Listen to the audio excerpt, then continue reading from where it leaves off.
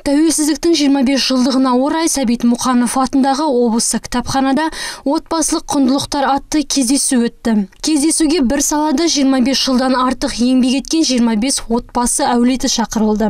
Қалалық ардагерлер кеңесінің төрайымы Сара Тасименова өз сөзінде жастарға патриоттық тәрбие беру басты құндылық болып табылатынын атап айтты.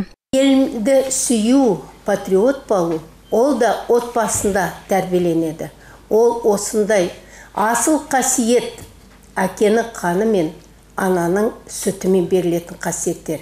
Және біздің қазақстандық салт дәстүрмен берілетін қасиеттер. Соның бәрін сіздер мақсат болып, республикамыз бойынша орындап отырсыздар. Сіздердің балаларыңыз әр салада жұмыс істейді, отбасыдан тәрбие алып, адал еңбек жасап жатыр. Бір салада қызмет етуді өз отбасыларында ұрпақтан ұрпаққа беруді дәстүрге айналдыру отбасылық династия деп аталады.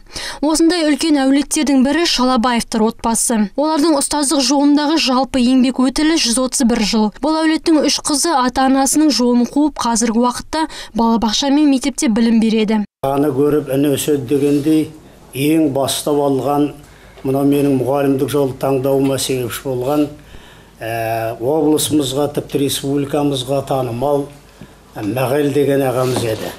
Міне сол ағамыздың жолын қуып, мен осы мұғалімдік ұстаздық жолы таңдаған едім. Осыдан жарты ғасырдан астам 65 жылы университетті бітіріп, сол ұстаздықты таңдадық қой. Енді бұл мамандықты таңдағаныма еш өкінбеймін. Осындай тағы бір ерекше династиялардың бірі Вахрамеевтар әулеті. Династияның темір жол саласындағы жалпы еңбек өтілі 237 жылды құрайды. Әулеттегі 9 адамның барлығы дерлік темір жолшы болып істейді.